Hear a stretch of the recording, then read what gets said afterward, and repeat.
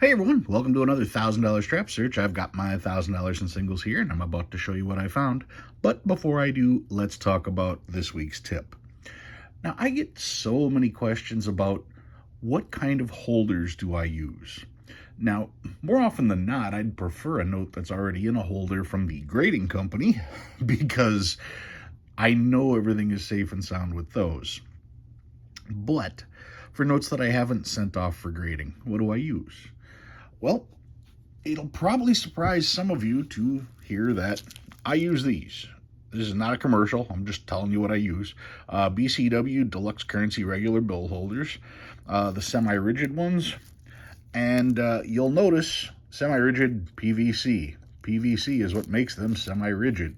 Okay, now for all of you coin collectors who think that I am using PVC and I should be thrown out of the hobby for that, well, let's think about this. The thing that's bad about PVC is when you leave it in direct sunlight, then PVC leaks from the sleeve onto whatever it is the sleeve is protecting. Okay, so the UV rays cause the damage to the PVC, which in turn causes the damage to the note, or specifically to the coin. A lot of you have seen coins that have PVC damage. Well, my question is, why are you leaving your collectibles in direct sunlight? I guess the better answer is, did you leave your stuff in direct sunlight while you were driving home from a show? Is that what happened? After a show, you loaded up everything and that was the stuff that was on top, and as you drove home the 2 hours from a show that wasn't really that close, it sat in direct sunlight for that long? Is that what happened? What about you were just at home and you left your stuff on a table by an open window and sunlight came through? Is that what happened? Okay, well, let's talk about currency. Forget what holder I have this in. If I leave this next to a window and sunlight's coming through, it doesn't have to be in a holder for this to get damaged, okay? The UV rays are going to eat up paper and ink much faster than they're going to eat up a coin, and much faster than they're going to eat up PVC in a plastic holder to cause it to leach onto your paper money. So I guess what I'm saying is, if you leave your money in direct sunlight, it really doesn't matter what holder you put it in, there's going to be damage. And I'm also saying that the opposite is most likely true. If your notes are in a box or in a binder or in a safety deposit box at a bank, or if your notes are confined and out of direct sunlight, then it doesn't really matter what holder they're in because they are safe from the elements. So for that's why I get the holders that have PVC in them. They are cheaper, they are semi-rigid. The rigidity of the holder protects the note from being banged around compared to just the thin sleeves. And as long as I don't accidentally leave them in direct sunlight, I have nothing to worry about. All right, let's take a look at what I found this week. Let's slide this out of the way. Found a Where's George. This is a new one. If you are into Where's George and you are thinking about getting a stamp and doing that, keep in mind that when you use black ink like this, it is much harder for the Federal Reserve to notice that, so these will stay in circulation longer. The downside is the black ink is not noticeable at all, so it blends right in with the note itself, and therefore it may easily be missed by other collectors. So take that for what it's worth as far as Where's George notes go. Found another note with an interesting stamp. No idea what that logo is, but somebody put it on there, so yep, I found it. I pulled it. It's going back. I just thought it was neat. And somebody stamped a martini glass on this one, so that's kind of cool. This one is an alternator. One is the alternator, 13, 19, 18, 19. And this one is also an alternator with ones, 10, 14, 18, 17. Trinary. No, trinaries aren't worth anything. We know that. I just save them to try to match numbers.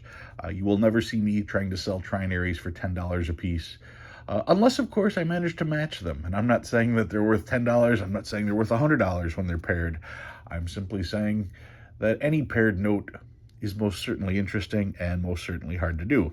That's why I save trinaries, hoping to do such a thing. This is 1s, 7s, and 8s, 0s, 2s, and 4s, 0s, 5s, and 8s, and quads. Quad 3s,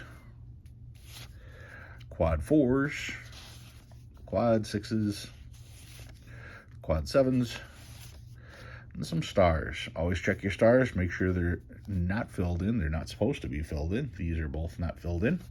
And I was just recently sent an article saying that the BEP is still going to print stars. And then they said we are not going to be required to put notes in order. Well, then why are they printing stars? Because the whole point of stars was to fill in the gaps of notes that weren't to be printed in order. So the only thing I can think of is that the only way you're going to find stars is if they're in consecutive straps until they realize how silly that is, and then they will stop printing them all together. So yeah, if one strap gets cut wrong, they can grab a strap of stars and replace the pack. I guess that's what they would be used for. It wasn't very clear. It simply said the BEP will still produce stars, but they didn't say how they were going to use them. So I am very confused on that. Anyway, I can easily see the end of star notes. They're already getting much, much more difficult to find. So this is a 2017 star. There's 2017 A star here as well. Another 2017 A. 2017. 2017. 2017 J. That's always fun. You don't see a whole lot of those. Another 2017. And another. And a 2013 B. Oh, must be $1 million. No, it is not in the duplicate range. 2013 Bs. I've done a couple videos on these. You can search through for them. But the duplicate range would be 0025000 or lower. Or you want to go 032 all the way up to 096. Those were duplicates. If you can pair the duplicates, well, those can be worth some money.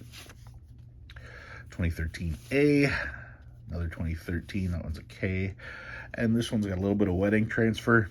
So what? Not worth anything. If that little bit of wedding transfer, as you can see there, if that's not worth anything, then imagine if you only had that little dot. What's that little dot worth? Or if I cover up this one here, so it's just this little dot here. Is that worth anything? No, it's not. Older notes, 2003A, another 2003A. These are all pretty rough, so they're going to go back. 2003, 1999. Another 99, another 99, another 99. 1988A, looking to see if it's a web note. It is not. 88A, 88A. Oldest note I found this year was from 1977. It's actually in really nice shape, all things considering. And there was one in a holder. Is it worth anything? I don't know, but I found it interesting. I've heard people talking about this, and they would call it 4 pairs. The thing is, most of the time when you see 4 pairs, they aren't next to each other. But this one is. 44997733. Is it worth anything? Probably not. Is it hard to find? Most certainly. So I thought it was neat, and since I am a collector, I am collecting it. I will save this note, and that is what I found this week. So what did I pull out? Well, I got me a really cool note. Check this out. 18 pence. This bill of 1 shilling and 6 pence, and then it gets a little tougher to read, but dated March 25th, 1776. 18 pence. 1 shilling, 6 pence. So you can do the math on that one. What is that? 18.6. So there's 12 pence in a shilling. Is that what that is? Yeah, 1 shilling and 6 pence. 18 pence, that would be 12 pence equals a shilling. Yeah, and you thought math was hard now. Imagine trying to do math back then. This is really cool. This is from, that's from New Jersey, Jersey. So it says Jersey, 1 shilling, 6 pence. Really cool note with the red stamp in there. I don't know how well it's going to come through, but that's just pretty cool. The Majesty King George III. So this is colonial currency. Okay, this was from the colonies, and by virtue of the fact that it mentions King George, this most certainly predates the Continental Congress. So this is from the colony of New Jersey. What do we got over here? Anything exciting? Nope, not much. Interesting denomination, that's for sure. Trying to make out the serial number 17, and then it gets a little rougher. There are a couple signatures on here. There is an opportunity for one of these signatures to be one of the signers of the Declaration of Independence, John Hart, I believe it was, but I checked the signatures and I do not believe he is the one who signed it. If he did, that boosts the price up by $750. But no. Anyway, this one was, I don't want to say it was cut in half. It looked like it had been folded in half and eventually just gave way and they put a piece of tape on it. Looking at the back, that was their anti-counterfeiting. They put in a actual impression of a leaf because it was very easy to do letters, but it was very difficult to do the natural occurrence of the veins of a leaf. And it has the famous "to counterfeit is death." I just find that just so cool. And you can see here, it says Burlington in New Jersey. Printed by Isaac Collins, 1776. Just to have this little piece of paper in my hand is a really cool thing. And when I bought it, the seller threw in this. He just said free. It's 9 pence, and it says, "This bill shall pass." See how they use the small f's for s's? Current for 9 pence according to Act of General Assembly of the Commonwealth of Pennsylvania. So this is half of a note from Pennsylvania, and it says the 20th day of March.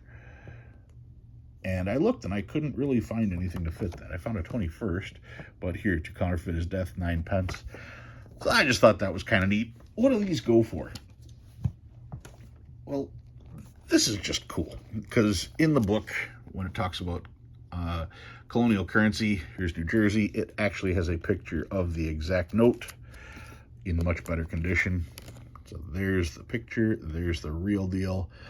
You can see the red for 18 pence, and if we look here, you can clearly see the red for 18 pence. The location of the signatures, there's the back. Just so cool to have that there. And this one, we got to turn the page because there's the 25th of March. So if we turn the page,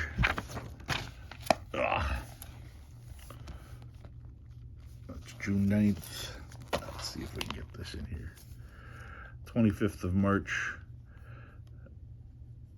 Right there, 18 shillings. VF25 says 100, 150, 300. That's how it breaks down. I always thought these were so cool. 18 pence note. Is that right? Yeah, 18 pence. From 1776. Such a cool note to grab. And like I said, with the half an extra to go with it. Something you just don't handle on a day-to-day basis. All right, guys, if you learned anything new this week, go ahead and hit that like button. If you like what you see and you want to see more, please subscribe. Love reading all your comments. Thanks for watching. I'll see you next time.